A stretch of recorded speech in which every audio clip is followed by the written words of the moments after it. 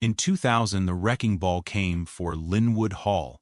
Not all of it, not yet, but the interiors, the carved French panels, the gilded ceilings, the marble columns that had once framed a fortune so large it reshaped American industry, were stripped and sold. What remains today is a shell: boarded windows, collapsing roofs, staircases that lead nowhere. The largest surviving Gilded Age mansion in the Philadelphia main line sits empty, guarded by silence and decay. It was not supposed to end this way. Peter Widener built Linwood Hall in 1900 as a monument to arrival: streetcar systems, monopolies, steel and traction, and political machinery. He controlled transit in cities most Americans would never visit, extracted profit from movement itself, and translated that power into 110 rooms of French Renaissance certainty. This was not a home. It was a statement that American money could rival European permanence, but permanence requires stewardship, and stewardship requires belief. What happens when the system that created a palace no longer exists? When the men who understood its purpose are gone, and the fortune fragments, and the only thing left is the building itself, vast, expensive, and suddenly impossible to justify. Linwood Hall is not just abandoned architecture. It is the physical collapse of an idea. The gates are chained, the windows are boarded, the driveway once swept clean by staff who understood that gravel must never look disturbed is cracked and overgrown. Linwood Hall sits behind a perimeter of rust and warning signs. 110 rooms arranged across 70,000 square feet of French Renaissance certainty, and almost no one is allowed inside. This is not abandonment in the romantic sense. There is no graceful decay here, no ivy reclaiming stone in soft motion. The roof leaks, the ceilings sag. Vandals have broken through the plywood more than once, leaving spray paint and shattered glass in rooms that were designed to hold Rembrandts. What remains is not a ruin. It is a problem. A 33-acre problem in Elkins Park, Pennsylvania, too large to ignore and too expensive to solve. The building has been for sale in one form or another for decades. The price drops. The listing changes hands. Developers announce plans: luxury condos, a wedding venue, a private school expansion, a historic hotel. None of it happens. The mansion does not resist these proposals. It simply outlasts them. Every new owner inherits the same equation: a structure so vast that renovation costs exceed any plausible return, and so culturally significant that demolition is legally difficult and morally uncomfortable. The result is paralysis. Linwood Hall remains because no one can afford to let it remain, and no one can afford to let it go. By the early 2000s, the interiors had already been gutted. French boiserie panels, hand-carved in the 18th century and installed at Linwood in 1900, were removed and sold to private collectors. Marble columns went to auction. Chandeliers disappeared. The fireplaces, some of them intact Renaissance originals, were crated and shipped. What was taken was not decoration. It was the evidence, the physical proof that this house had been built as a demonstration of arrival, that American industrial money could purchase European permanence and install it on the Philadelphia main line as if it had always belonged there. Without those interiors, Linwood is no longer legible. Tourists who break in or who pay for rare supervised tours see empty rooms with peeling wallpaper and collapsed plaster. They see scale, but not purpose. The grandeur that remains is structural, impossible to remove, but also impossible to interpret without the systems that animated it. A ballroom means nothing without the social machinery that required ballrooms. A service wing makes no sense without servants. The physical shell survives, but the logic is gone. The internet has made Linwood Hall famous in a way it never was during its functional life.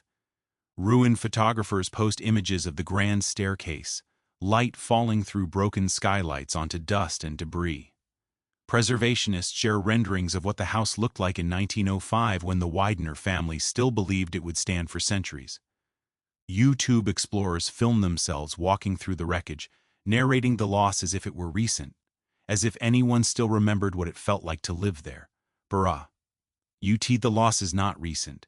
It has been happening slowly in stages since the 1940s. The first buyer after the Widener family was a faith-based organization, then a developer, then another developer, then a reversal, a foreclosure, a legal entanglement. Each transition stripped more value. Each promise of restoration became another delay. By 2014, the property sold for less than $17 million, a figure that sounds vast until compared to the cost of making the building usable again. Estimates for full restoration hovered near $50 million. No tax incentive could close that gap. No private buyer could justify it. The surrounding neighborhood has changed. Elkins Park is no longer the enclave it was in 1900, when estates like Linwood defined the outer edge of Philadelphia's social geography. The main line still carries cultural weight, but the logic that made a 110-room palace comprehensible, the logic of dynastic wealth, of fortunes managed across generations, of houses built not for comfort but for display, no longer operates. The people who live near Linwood Hall today do not aspire to own it. They wonder why it still stands. Local preservation groups petition for landmark protection. They argue that Linwood represents an irreplaceable piece of American architectural history, that its demolition would erase something meaningful. They are correct. But preservation requires more than significance. It requires use, and no one has found a use that fits. The few proposals that gained traction all involved subdivision. The estate could be carved into parcels. The main house could become luxury apartments, surrounded by new construction on the grounds. But subdivision requires destroying the thing being preserved. The mansion was designed as a totality. Its logic was spatial. Rooms flowed into one another. Public and private zones were carefully separated. Servant corridors ran invisibly behind the main halls. To divide it is to misunderstand it. What makes Linwood Hall difficult is not its size. Plenty of large buildings find second lives. What makes it impossible is that it was built to express something that no longer exists, the belief that a private fortune could and should construct its own world.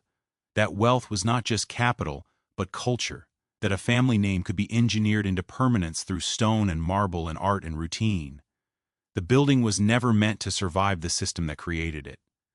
And now that the system is gone, Linwood Hall has become unmoored.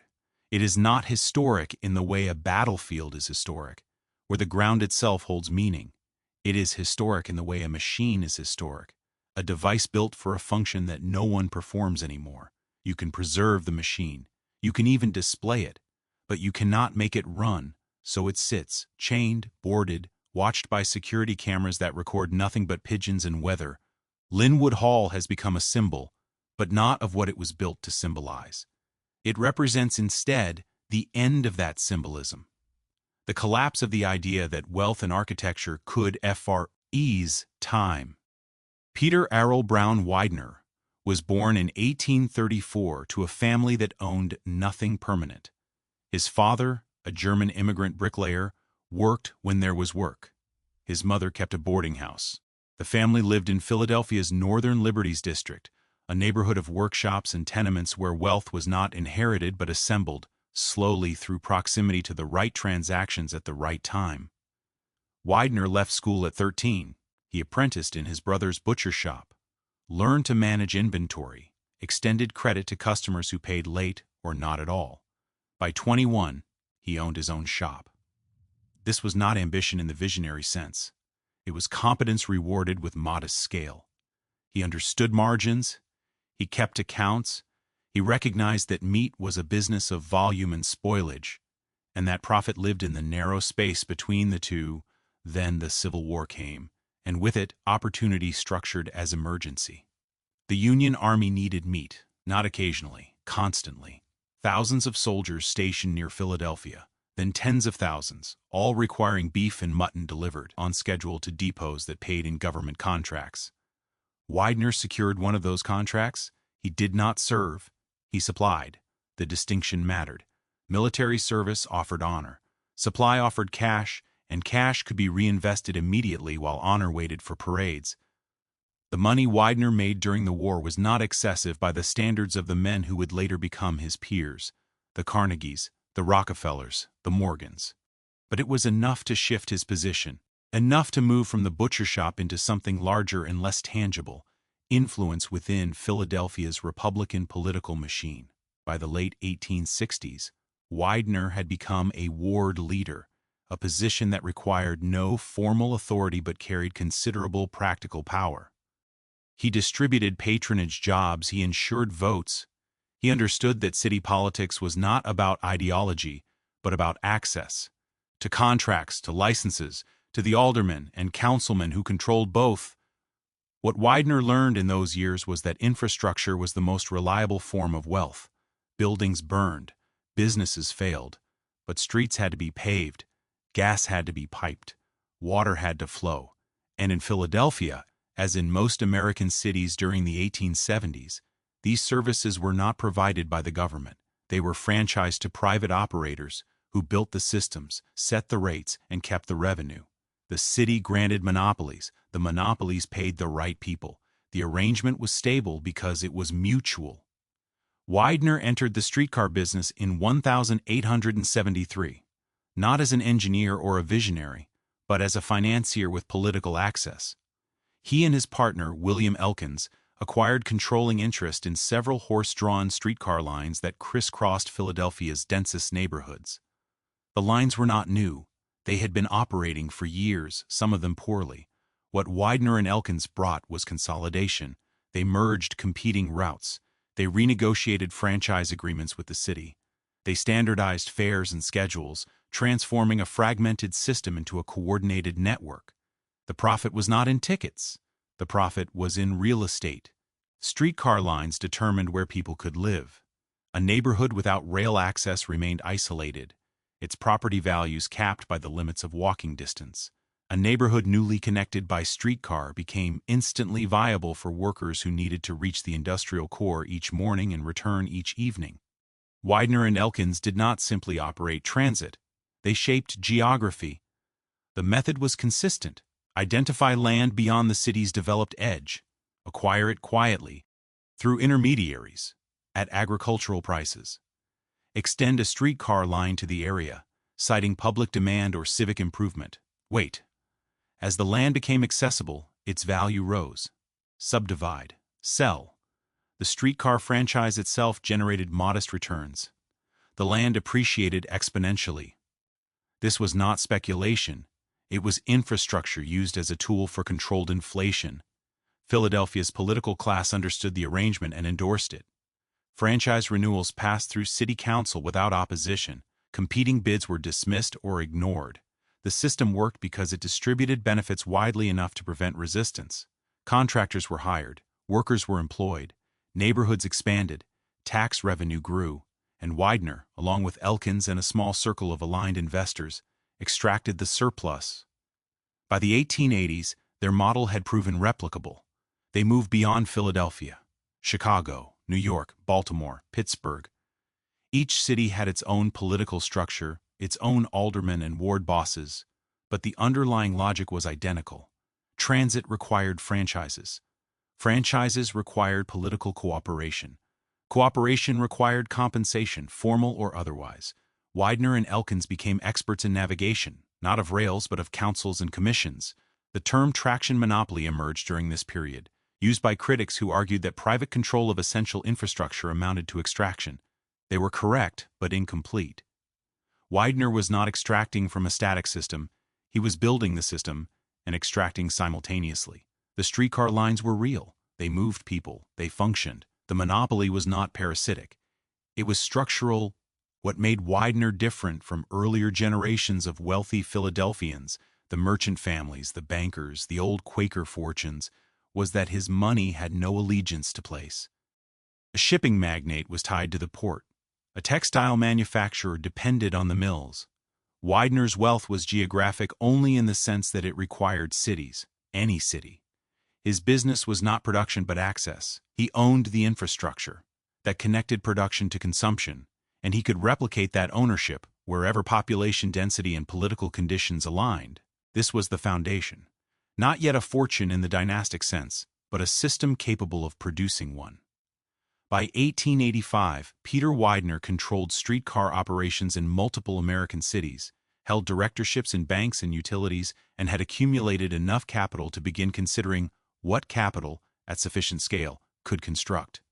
Not just companies, not just influence, but something visible, something permanent, a monument that would translate motion, all those streetcars, all those riders, all that revenue circulating through invisible channels, into stone. By 1890, Peter Widener and William Elkins controlled streetcar systems in 17 American cities. They did not operate them directly. They owned the holding companies that owned the franchise rights, which in turn leased equipment and contracted labor. The structure was layered by design. Each layer extracted a fee, a percentage, a return on nominal investment. The public saw streetcars. Widener and Elkins saw revenue streams that could be redirected, consolidated, and leveraged into further acquisition. The partnership functioned without friction, because both men understood that power at this scale required obscurity. Elkins handled political relationships, the quiet meetings, the carefully timed donations, the men who needed to be consulted before a franchise vote. Widener managed finance, the bond issues, the stock placements, the banks that would underwrite expansion. Neither sought publicity. Their names appeared in corporate filings and occasionally in newspapers covering municipal contract disputes. But they granted no interviews. They made no public speeches. Visibility was a liability. Influence required operating behind structures that appeared bureaucratic and impersonal. The model they perfected was not monopoly in the classical sense. They did not eliminate competition by outproducing rivals or undercutting prices. They eliminated competition by controlling access. A city could not function without transit. Transit required streetcar lines. Streetcar lines required rails embedded in public streets, which required franchise agreements with city councils. Once Widener and Elkins secured those agreements, often for terms extending 30 or 50 years, no competitor could enter the market without political reversal. And political reversal was expensive, slow, and unlikely. This was monopoly as infrastructure. Permanent, legal, embedded in the physical layout of the city itself. The system generated cash with mechanical reliability. Fair revenue flowed upward through the corporate structure, some of it reinvested in track maintenance and equipment, most of it redirected into new acquisitions or adjacent ventures. Widener used transit profits to enter utilities, gas, water, electricity, which followed the same logic: essential services, franchise-based, politically protected. He also moved into steel, not as a producer, but as an investor in the companies that supplied rails, beams, and structural components to the transit systems he controlled. The entry into steel came through Andrew Carnegie, though not as an equal. Carnegie built. Widener bought. The distinction mattered. Carnegie's fortune required continuous operation, furnaces that could not be allowed to cool, mills that had to run at capacity to remain profitable. Widener's fortune required only ownership. His streetcar companies purchased rails from Carnegie's mills, yes, but Widener also held equity positions in those mills, and in the subsidiaries that transported the steel, and in the banks that financed the transactions. He was not embedded in production. He was embedded in the flow. When U.S. Steel was formed in 1901, the first billion-dollar corporation in American history, Widener was among the select group of investors who received founding stock. He contributed no factories. He owned no patents. What he brought was capital, political access, and a network of transit and utility monopolies that would require steel in quantities too large for any single supplier to fulfill. His inclusion in U.S. Steel was not a reward. It was recognition that monopoly had evolved beyond production into something more abstract, the ownership of necessity itself. The wealth this system generated was difficult to measure because it did not accumulate in one place. Widener held directorships in more than 40 corporations by 1895. Some were transit companies. Some were banks. Others were holding companies whose only function was to own shares in other holding companies. The structure was intentionally opaque. Transparency would have invited regulation. Complexity provided insulation, but complexity also required management. Widener could not oversee 40 companies personally. He relied on a network of trusted associates, lawyers, accountants, junior partners, who attended board meetings, reviewed contracts, and ensured that dividends flowed upward on schedule. This network was not a corporation in the legal sense. It was a system of aligned interests, held together by profit sharing and the understanding that discretion was non-negotiable. The metaphor contemporaries used was circulatory money, moved through Widener's enterprises the way blood moved through a body. It did not stop. It circulated. Streetcar fares in Chicago became dividends in Philadelphia. Those dividends were reinvested in Baltimore utilities. The utilities paid returns that financed new streetcar acquisitions in New York. The system fed itself, expanding not through innovation but through replication. Critics called it parasitic. Reformers argued that Widener and men like him extracted wealth without creating value, that they contributed nothing to the cities whose infrastructure they controlled. The criticism was morally coherent but economically incomplete. Widener did create value, in the strict sense that his transit systems allowed cities to expand beyond their previous geographic limits. Workers could live farther from factories. Commerce could spread across wider areas. The city itself became larger and more efficient. What Widener did not do was distribute that value. He captured it. The fare-paying public received transportation. The city received tax revenue. But the surplus, the margin between cost and revenue, multiplied across millions of riders in dozens of cities, flowed upward into a financial structure designed to concentrate returns among a small group of shareholders. This was not theft. It was design. The transit systems were engineered to operate at minimal cost. Maintenance was deferred when possible. Wages were kept low. Service expansion occurred only when population density guaranteed immediate profitability. Widener did not build for the public good. He built where the public was already dense enough to generate returns, and he stopped building where density thinned. The result was a system that served the profitable corridors efficiently and ignored the rest entirely. By the late 1890s, Widener's wealth had reached a level that required translation into something more than stock certificates and dividend checks. Numbers were abstract. Buildings were not. And so the question became, what do you build when you own the movement of entire cities? When your fortune is not tied to a product or a factory but to the invisible flow of people and capital across urban space? The answer, for Widener, was a house. Not a residence in the conventional sense, but a structure large enough to contain the scale of what he had accumulated. A place that would make legible, in marble and stone and imported French panels, the abstraction of monopoly itself. Linwood Hall would not be a home. It would be the physical manifestation of circulation made permanent. In 1897, Peter Widener purchased 480 acres in Elkins Park, a tract of farmland north of Philadelphia where the mainline estates had not yet extended. The land cost less than the marble he would later install in the entrance hall. Geography mattered, but only as a starting condition. What Widener intended to build required space, not for privacy, but for proportion. The house would need to be visible from a distance, framed by lawns extensive enough to establish that distance as deliberate. He hired Horace Trumbauer, a Philadelphia architect then in his early 30s. Trumbauer had designed several large homes for wealthy clients, but nothing at the scale Widener envisioned. He had no formal training. He had apprenticed in an architecture firm, learned by observation, and developed a facility for adapting European models to American conditions. This was not a limitation. It was exactly what Widener required. Trumbauer did not innovate. He translated. The model Widener selected was French Renaissance, specifically the Chateau of the Loire Valley, structures built during the 16th century by French aristocracy who had inherited titles and required architecture to confirm them. These were not defensive buildings. They were declarative. The turrets were ornamental. The courtyards were designed for display. The symmetry was absolute, communicating order not as a functional necessity, but as an aesthetic principle. Widener wanted that vocabulary applied at American scale. Trumbauer drew plans for a house of 110 rooms spread across 3 principal floors, with additional servant quarters in the attic and service areas in the basement.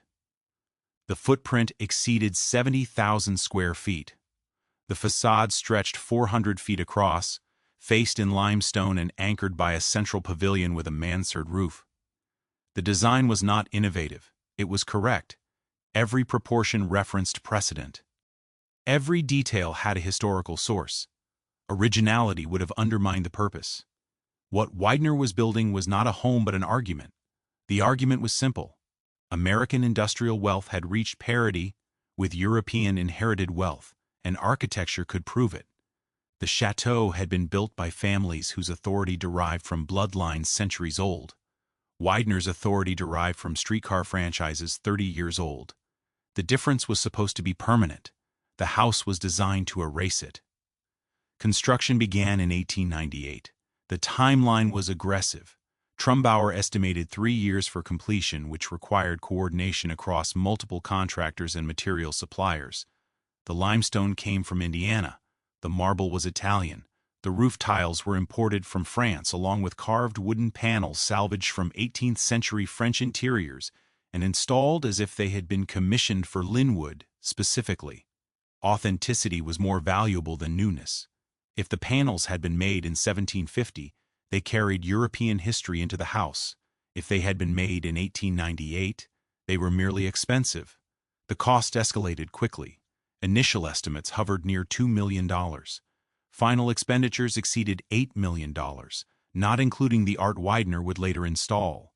For context, Andrew Carnegie's mansion in New York, completed a decade earlier, cost approximately $1.5 million. Cornelius Vanderbilt's breakers in Newport cost $7 million.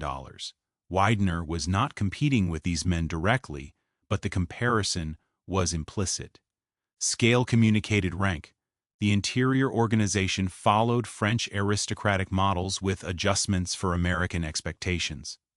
The ground floor contained the public rooms, a grand hall, a ballroom, a dining room capable of seating 40, a library, a conservatory. These spaces were designed to be seen, photographed, and described. The second floor held family bedrooms and private sitting rooms.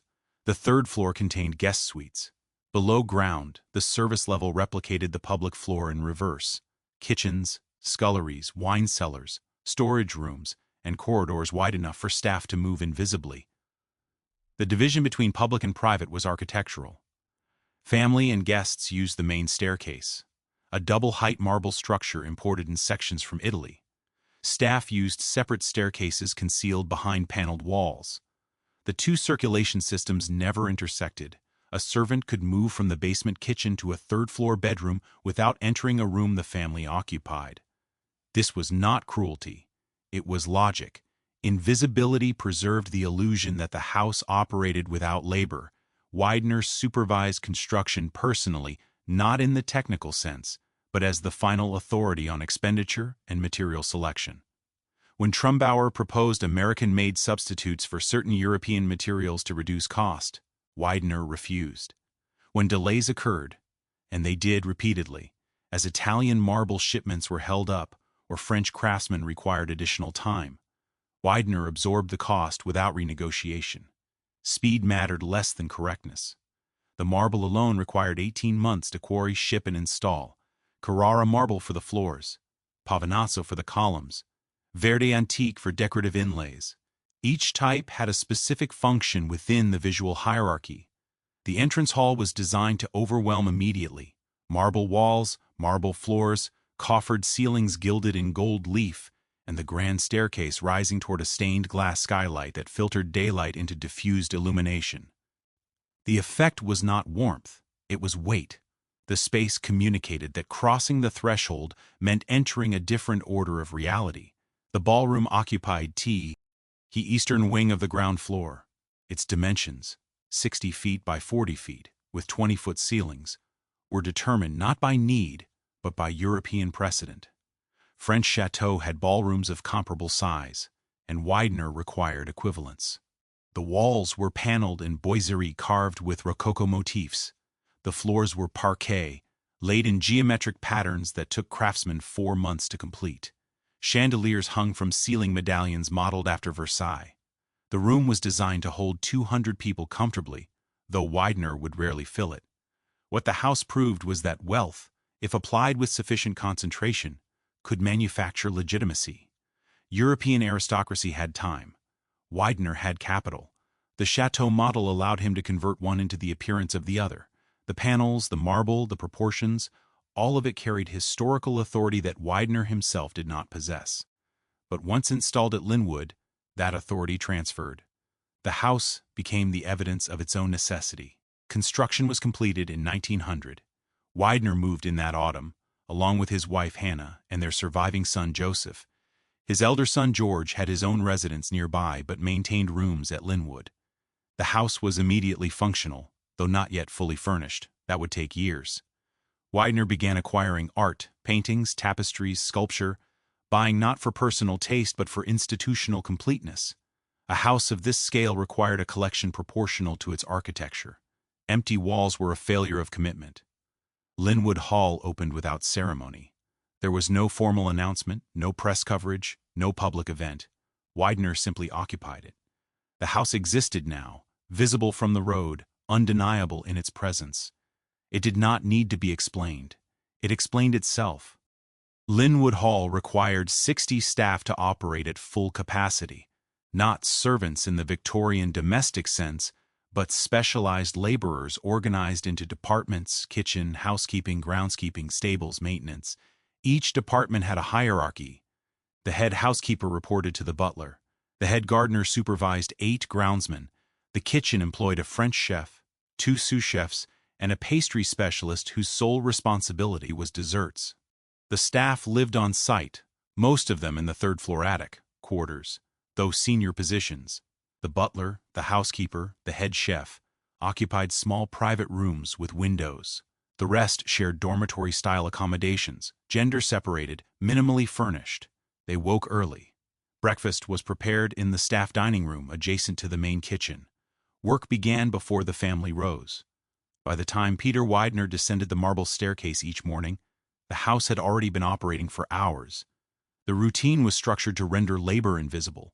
Fires were lit in winter before anyone entered the room. Meals appeared at precise intervals without summons. Linens were changed, floors polished, flowers arranged, all without the family encountering the people performing the work. This required coordination.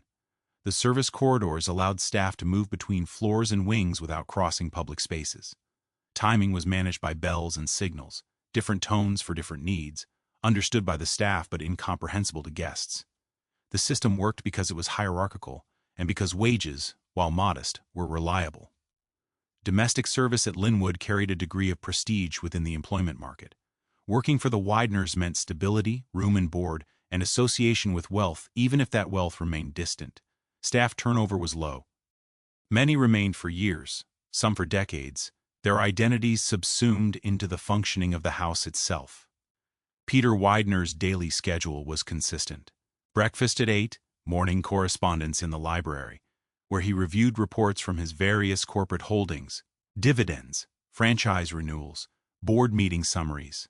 Lunch was usually private, taken in a small dining room reserved for family use. Afternoons were allocated to business meetings, often held at Linwood rather than in Philadelphia offices. The house functioned as a satellite headquarters. Associates arrived by carriage, later by automobile, and were received in the library or a ground-floor sitting room configured for discretion. Evenings followed a pattern determined by the social calendar. Dinners, when hosted, were formal. 30 or 40 guests, men in evening dress, women in gowns acquired in Paris or New York. The dining room could accommodate this scale comfortably, though anything larger required the ballroom. The meals were French, prepared according to classical technique. Service was synchronized. Courses arrived simultaneously for all guests. Plates removed in unison. Conversation was expected to remain within acceptable boundaries. Art, travel, architecture, occasionally business if discussed abstractly. Politics, unless unanimous, was avoided. The art collection grew steadily throughout this period. Widener purchased through dealers in London, Paris, and New York, acquiring paintings by Rembrandt, Vermeer, Raphael, and other old masters, whose reputations were established and whose provenance could be verified. The collection was not decorative, it was institutional. Each acquisition was catalogued, appraised, insured. The paintings were displayed throughout the house, in the library, the drawing rooms, the upstairs hallways, but they were also understood as portable assets. Wealth that could be liquidated if necessary, though that necessity never arrived. The family itself was small. Peter and Hannah Widener, their son Joseph, who maintained his own residence but dined at Linwood several times weekly. George, the elder son, lived nearby with his wife Eleanor and their children, including young Harry, Peter's grandson. The house was designed for a dynasty, but the dynasty was modest in number. Most of the 110 rooms remained unoccupied, except during extended visits from associates, or when guests stayed overnight after evening events. This emptiness was intentional. The house was not built to be filled, it was built to demonstrate capacity. A 60-foot ballroom hosting 15 people communicated something different than a modest parlor hosting 15 people. The scale itself was the message. Linwood announced that the Wideners possessed resources beyond immediate need, that their wealth was not constrained by practicality. Hannah Widener managed the household operations, though management in this context meant oversight rather than execution. She met with the head housekeeper weekly to review menus, approve expenditures, and coordinate the social calendar. She did not cook, clean, or arrange flowers. She ensured that the systems designed to accomplish those tasks functioned without visible friction. Her role was supervisory, requiring attention to detail but not labor. The social calendar operated on a seasonal rhythm. Autumn and winter in Philadelphia. Spring occasionally in New York. Summer in Newport, where the Wideners maintained a second residence, smaller than Linwood but still substantial. The calendar was not spontaneous. Invitations were issued weeks in advance. Guest lists were curated. Seating arrangements were deliberate, pairing individuals whose business interests aligned or whose social positions required acknowledgement. This was networking formalized as culture. Dinners at Linwood were productive in the economic sense. Deals were discussed, partnerships were proposed, information was shared among men who controlled overlapping sectors of the economy: transit, steel, banking, utilities. The house provided a setting where such conversations could occur without the transactional atmosphere of an office. A ballroom suggested leisure. A library suggested intellectual pursuit. But the underlying function was commercial. What made Linwood effective as a stage was its refusal to acknowledge itself as one. The marble, the paintings, the formal gardens visible through tall windows, all of it suggested that this was simply how the Wideners lived, that 110 rooms and 60 staff were natural expressions of their position. There was no irony, no self-consciousness. The house operated with total conviction in its own necessity. The gardens extended across 30 acres of the estate, designed by landscape architects who specialized in formal European styles. Boxwood hedges clipped into geometric patterns, gravel paths radiating from a central fountain, statuary, imported from Italy, positioned to anchor sightlines. The gardens were maintained year-round, even in winter when no one walked through them. Maintenance was not conditional on use, it was a commitment to the appearance of permanence. Peter Widener aged during these years but did not retire. He reduced his direct involvement in day-to-day corporate operations, delegating to trusted associates, but retained board positions and final authority on major decisions. Linwood became the center of his routine. Mornings in the library, afternoons meeting with partners and advisors, evenings hosting or dining privately. The house absorbed his presence, structured his time, and reflected his authority back to him in polished marble and gilded CA. Ling's, the collection continued to expand. By 1912, Linwood held one of the most significant private art collections in America. It was occasionally open for viewings, carefully orchestrated events attended by museum curators, critics, and collectors. These were not public exhibitions.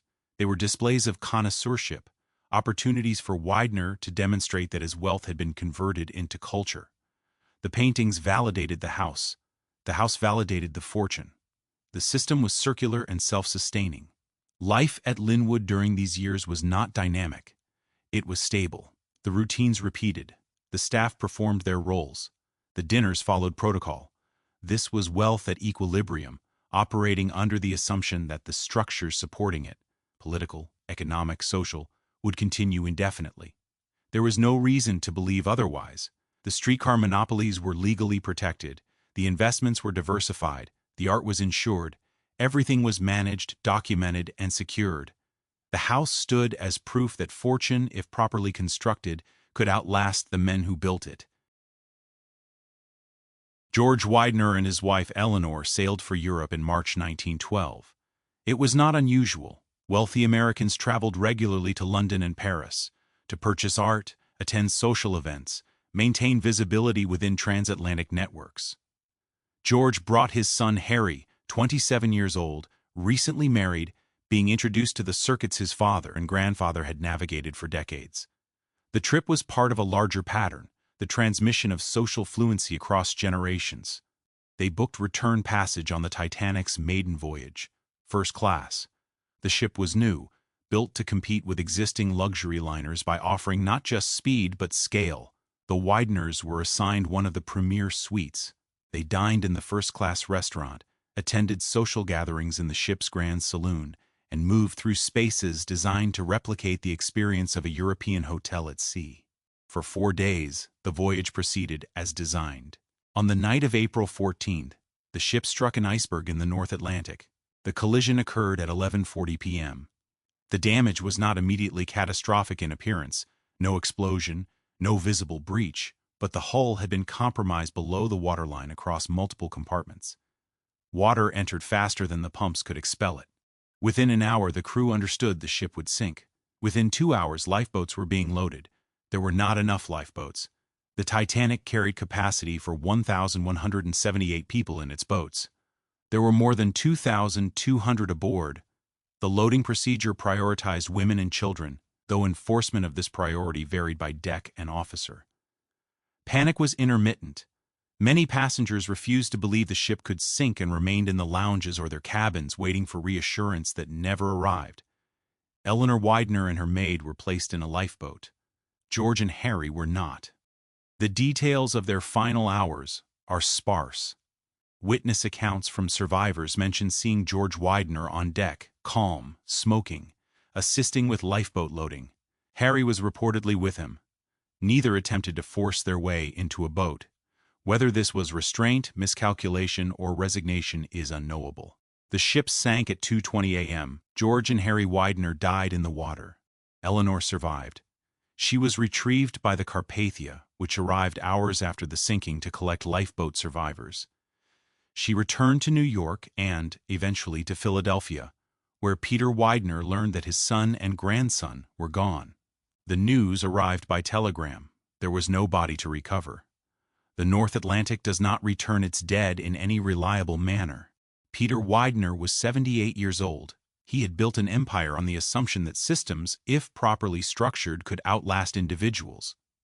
Linwood Hall had been designed to house a dynasty extending across generations. George was supposed to inherit the estate.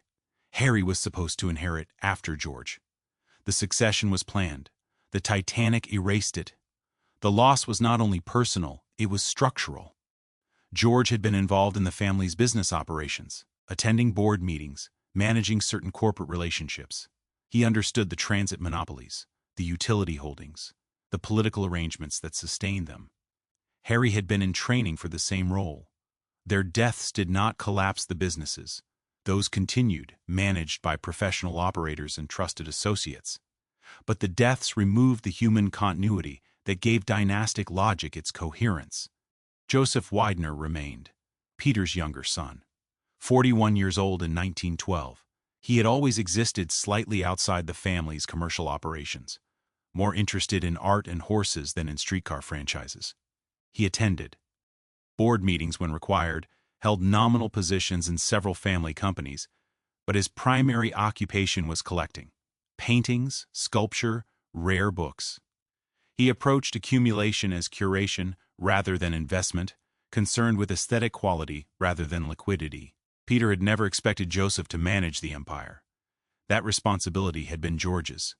But George was dead, and Joseph was the only heir. The estate did not fragment immediately. Peter continued to oversee operations, though with diminished energy.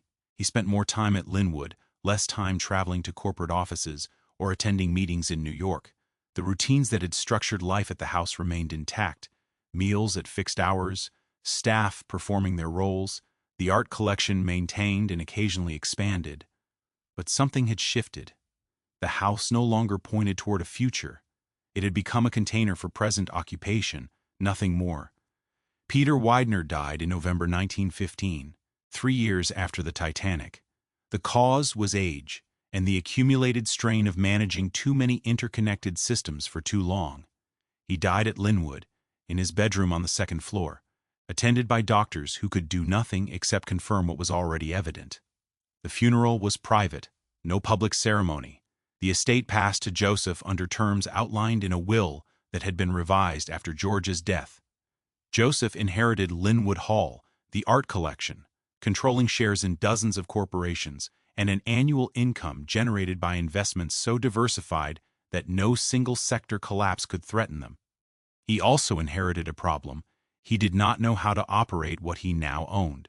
The corporate boards continued to function, guided by professional managers who had worked with Peter for decades. But Joseph was not Peter. He lacked his father's instinct for political maneuvery. His comfort with leverage and monopoly, his willingness to treat infrastructure as extractable resource, the transfer of ownership marked a fundamental change in what Linwood represented. Under Peter, the house had been the physical manifestation of active empire building. It was inhabited by a man who controlled transit systems, utility monopolies, and political relationships across multiple cities. Under Joseph, the house became a museum. Not officially, it remained a private residence, but functionally. Joseph lived there, yes, but he did not use it to conduct business or to host the kind of strategic dinners his father had orchestrated. He opened it occasionally for art viewings, invited curators and scholars to examine the collection, and spent much of his time managing acquisitions rather than investments. The estate's income remained substantial. The monopolies continued to generate dividends. The investments paid returns. Joseph was wealthy in absolute terms. But he was not building, he was maintaining, and maintenance over time becomes indistinguishable from decline. The staff remained, though their numbers gradually decreased. As older employees retired or left, Joseph did not always replace them. 60 staff became 50, then 40. The house still functioned, but with less precision. Rooms that had been used regularly under Peter were closed off to reduce heating costs and cleaning labor. The third-floor guest suites, rarely occupied even during Peter's tenure, became storage. Linwood had been designed under the assumption that each generation would expand what the previous generation built, that George would surpass Peter, that Harry would surpass George. The Titanic severed that assumption. What remained was a house built for a dynasty that no longer existed, occupied by a man whose primary qualification was survival. Joseph was not incapable. He simply had a different relationship to wealth. He saw it as something to be preserved and appreciated, not deployed. And preservation, without expansion, is a slow retreat. Joseph Widener did not dismantle what his father built. He simply stopped adding to it. The transit monopolies continued to operate, managed by boards that no longer required his input beyond formal votes at annual meetings. The utility holdings generated dividends on schedule. The investments were overseen by accountants and lawyers who had worked for Peter and now worked for Joseph, maintaining structures that functioned independently of his attention. This was wealth as inheritance rather than project. Joseph received income but did not pursue expansion. He attended board meetings when attendance was unavoidable, signed documents when signatures were required, and otherwise remained absent from the commercial apparatus that sustained him. His disengagement was not rebellion, it was temperament. He had never been trained to operate monopolies. George had received that education. Joseph had been allowed to develop other interests. Those interests centered on art.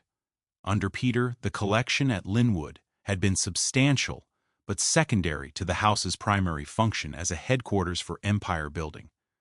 Under Joseph, the collection became the purpose. He purchased aggressively throughout the 1920s and 1930s. Renaissance paintings, French furniture, Chinese porcelain, medieval manuscripts, He traveled to Europe regularly, not for business but for auctions. He corresponded with dealers in London, Paris, and New York, negotiating acquisitions with the kind of focused attention his father had reserved for franchise agreements. The collection grew to rival major museums: Vermeer, Raphael, El Greco, Donatello. Joseph did not simply buy expensive objects. He built a coherent assemblage, curated according to principles of historical significance and aesthetic quality. He published catalogs. He loaned pieces to exhibitions. He opened Linwood periodically for scholars and curators, allowing access to works that would otherwise remain inaccessible to anyone outside his immediate circle. This was a different form of wealth display. Peter had used art to validate the house. Joseph used the house to contain art. The distinction mattered. Peter's collection had been decorative, positioned within the broader context of social performance. Joseph's collection was archival. He treated Linwood not as a residence but as a private museum, and himself not as an industrialist but as a custodian. The social calendar that had defined life at Linwood during Peter's tenure diminished. Under Joseph, dinners were fewer, smaller, less formal. Joseph entertained art collectors, museum directors, and scholars rather than business associates. The ballroom, which had hosted elaborate events during the 1900s, was used occasionally for exhibition viewings but rarely for social gatherings. The dining room, designed for 40 guests, typically accommodated fewer than 10. Staff levels continued to decline. By the late 1920s, Linwood employed approximately 30 people, half the number required during Peter's peak years. The reduction was gradual, managed through attrition rather than mass termination. As employees retired or left for other positions, Joseph did not replace them unless their role was essential. Housekeeping staff shrank, groundskeepers were reduced, the kitchen no longer required 3 chefs when meals were simpler and guest counts lower. The house itself began to show the effects of reduced maintenance. Not decay in the dramatic sense, but a subtle erosion of the standards Peter had enforced. Rooms were cleaned less frequently. Repairs were deferred. The gardens, once maintained with geometric precision, were simplified. Hedges trimmed less often. Flower beds planted with less variety. The house remained functional and visually impressive, but the invisible labor that had sustained its perfection was no longer applied at the same intensity. Joseph never married. He had no children. The question of succession, which had seemed settled under Peter and then shattered by the Titanic, remained unresolved. Joseph was aware of this. He understood that Linwood, along with the collection it housed, could not continue indefinitely under private ownership. A museum required endowment, governance, public access. A private residence required heirs. Joseph had neither the institutional structure for the former nor the biological continuity for the latter. By the 1930s, he had begun informal discussions with museum directors about the eventual disposition of the collection. The National Gallery of Art in Washington, still under construction, expressed interest. The Philadelphia Museum of Art made overtures. Joseph did not commit to either, but the conversations themselves indicated a shift in thinking. The collection was no longer something to be lived with. It was something to be transferred. The economic context had changed. The Great Depression collapsed asset values across nearly every sector. Streetcar ridership declined as unemployment rose and people traveled less. Utility revenues stagnated. The monopolies that had generated reliable income for decades now faced political pressure, labor unrest, and regulatory scrutiny. Municipal governments, desperate for revenue, challenged franchise agreements and demanded higher taxes. The protective political arrangements Peter had cultivated were eroding. Joseph's income remained sufficient for personal needs, but the surplus, the margin that had allowed Peter to build Linwood and acquire art without constraint, had narrowed. Joseph did not face financial crisis, but he faced limits. He stopped major acquisitions. He sold minor holdings to consolidate. The fortune was contracting, not catastrophically, but measurably. Life at Linwood became quieter. Joseph spent much of his time in the library, cataloging the collection, corresponding with scholars, reading. The house, designed for large-scale social performance, now accommodated a solitary intellectual routine. The ballroom was unused. The dining room hosted dinners for 4 or 5.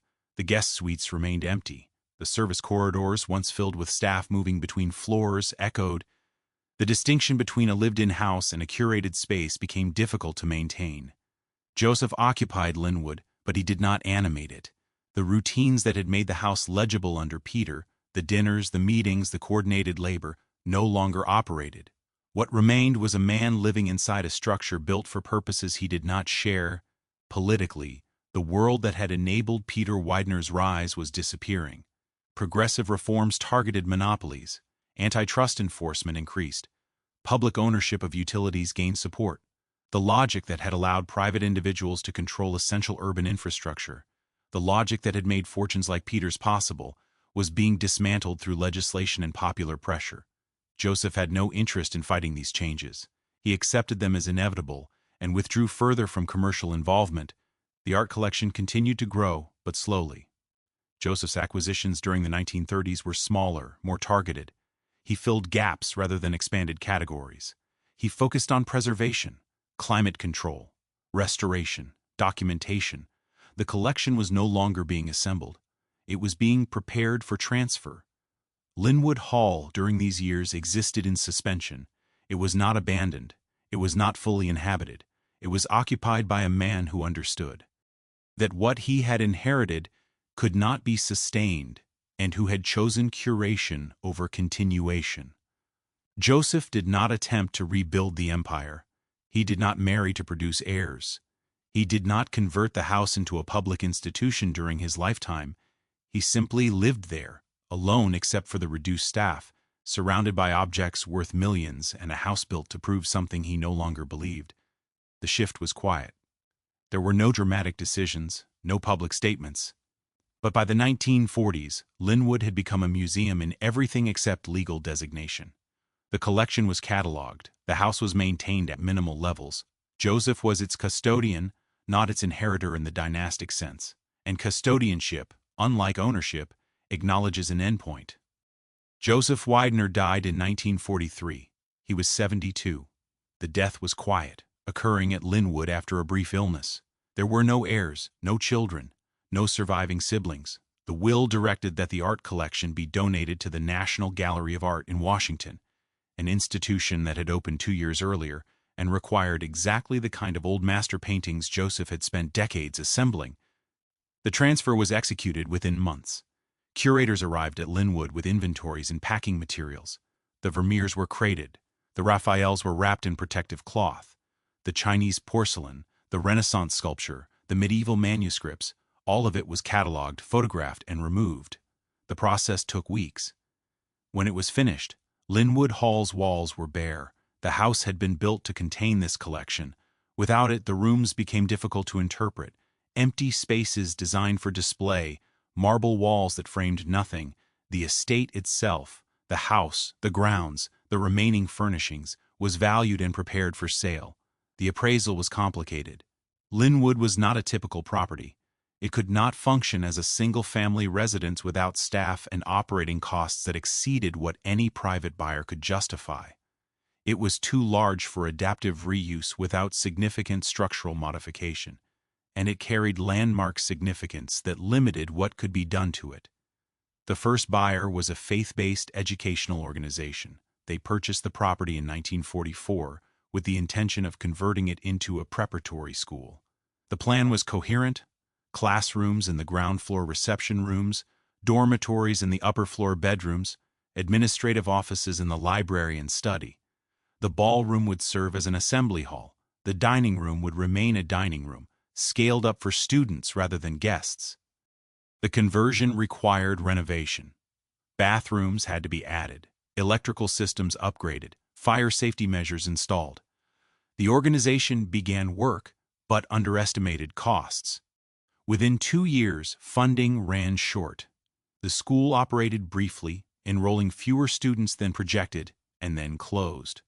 Linwood returned to the market in 1948, having been partially altered but not fully adapted. Walls had been removed. Fixtures had been changed. The house was no longer original, but neither was it functional for its new purpose. The next owner was a religious organization. They saw potential in the ballroom as a sanctuary and in the surrounding rooms as meeting spaces for congregation activities. They purchased the estate in 1952. The plan, again, seemed plausible, but the building resisted. Heating costs were enormous. The roof, already aging, required repairs the organization could not afford. Maintenance staff, minimal under Joseph, had been reduced further under the school, and the new owners lacked resources to restore those positions. The house deteriorated faster than they could manage it. By 1960, the religious organization had vacated. Linwood was sold again, this time to a private developer who proposed subdivision. The estate would be divided into parcels. The mansion would be converted into luxury apartments. New residential construction would fill the grounds.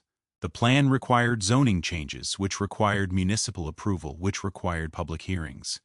Local preservationists objected. The hearings extended for months. The developer, facing legal costs and delays, abandoned the project. The property was foreclosed. The house sat vacant through much of the 1960s. No buyer emerged with both the capital to purchase it and a viable plan for its use. The estate changed hands through a series of speculative transactions, investors who believed they could flip the property for profit, developers who underestimated renovation costs, individuals attracted to the prestige of ownership, but unprepared for its obligations. Each transaction stripped more value. Fixtures were removed and sold. Architectural elements disappeared. The marble that remained was too heavy to extract easily, which is the only reason it stayed. By the 1970s, Linwood Hall had become a problem that local government could not ignore, but also could not solve. The mansion was deteriorating visibly. Windows were broken. Sections of the roof collapsed. Vandals entered through unsecured doors, leaving graffiti and debris. Preservationists argued for landmark protection, which was granted, but protection without funding is symbolic. The designation prevented demolition, but provided no mechanism for restoration. Ownership passed to a buyer in the 1980s who announced plans for a luxury hotel. Renderings were produced. Press releases were issued. The project was presented as a restoration that would return Linwood to its original grandeur while adapting it for commercial use. Financing was sought. Investors were courted. None committed. The hotel plan collapsed before construction began. Another foreclosure followed. The estate was auctioned in 1996 and purchased for a fraction of its assessed value by a buyer whose intentions were unclear. Restoration was promised but never initiated. By 2000, the interiors were being systematically stripped. The French boiserie panels that had survived multiple ownership changes were removed and sold to private collectors. Marble columns were extracted. Chandeliers that had hung since 1900 disappeared. What was taken was not vandalism. It was liquidation.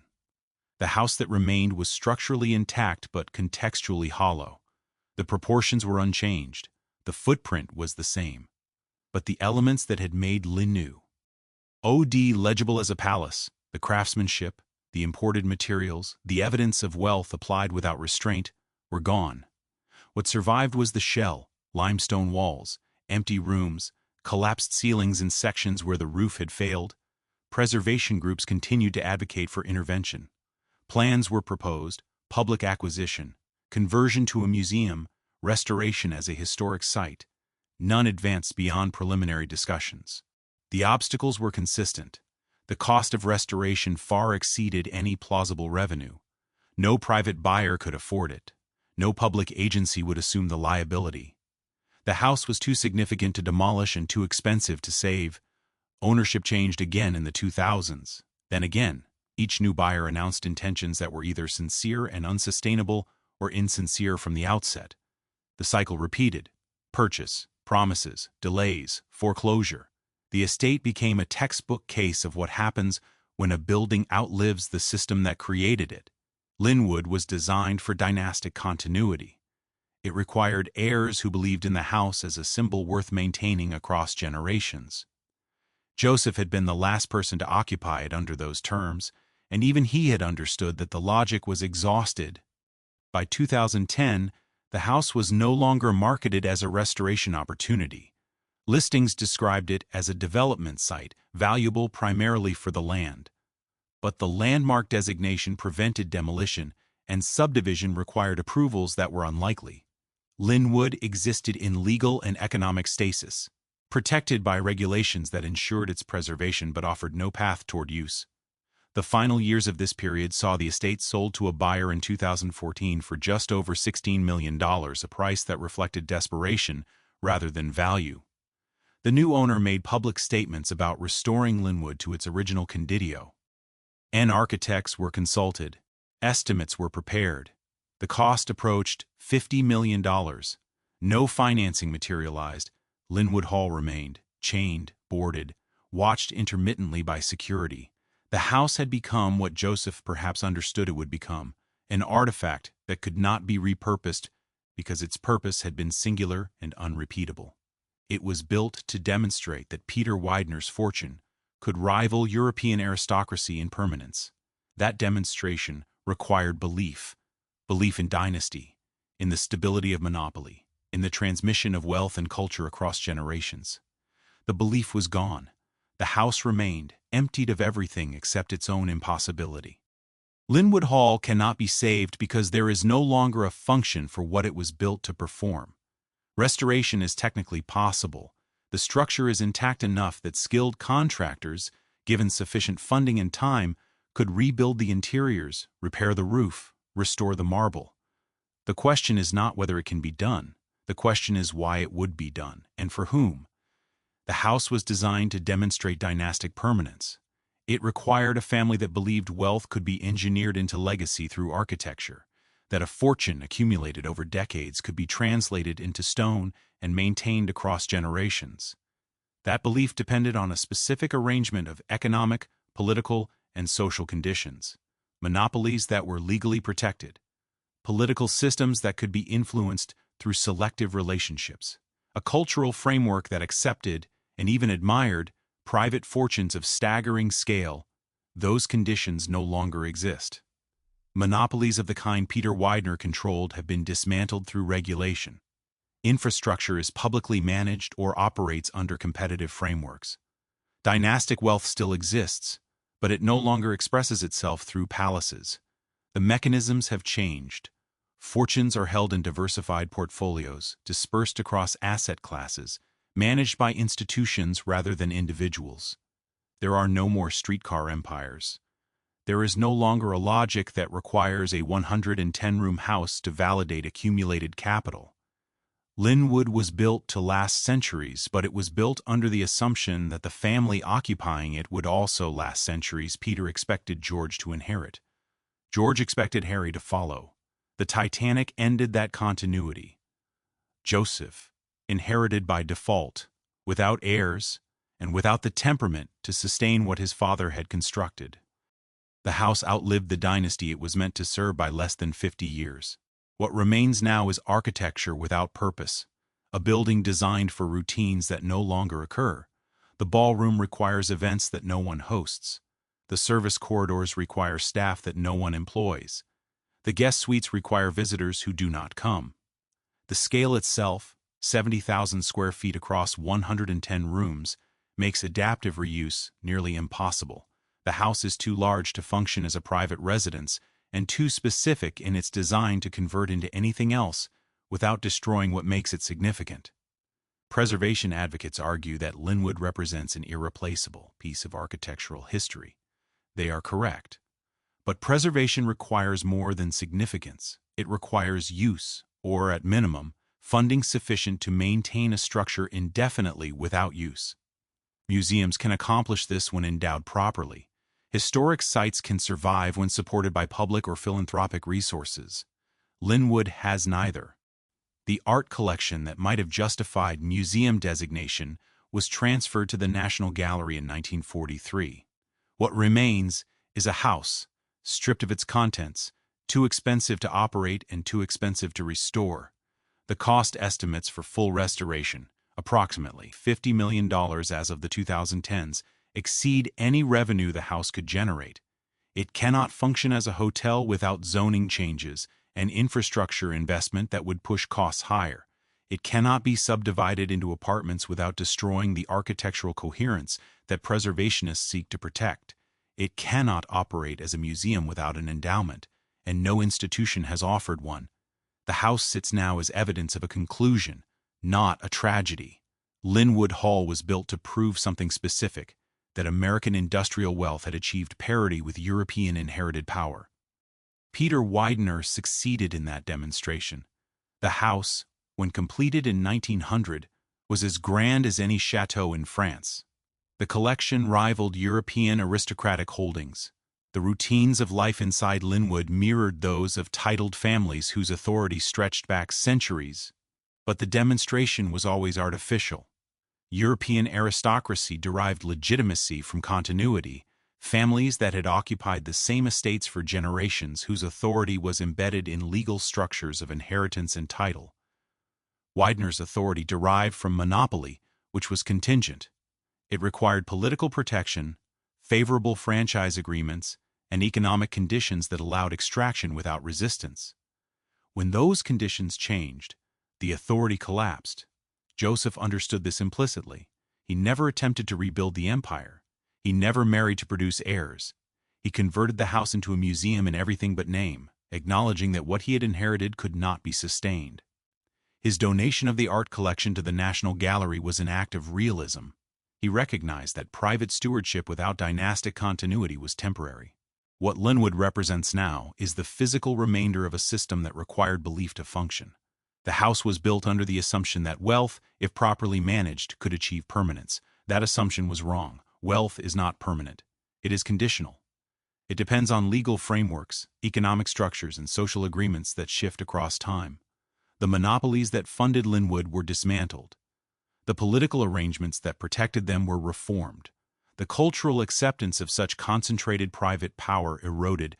The house cannot be demolished because it is legally protected as a landmark. It cannot be restored because no one can justify the cost. It exists in suspense, on neither preserved nor destroyed, a monument to an idea that no longer operates. The boarded windows and collapsing ceilings are not failures of will. They are the logical outcome of a building designed for a purpose that has ended. Other Gilded Age mansions have survived through conversion.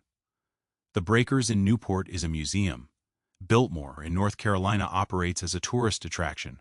Hearst Castle in California functions as a state park.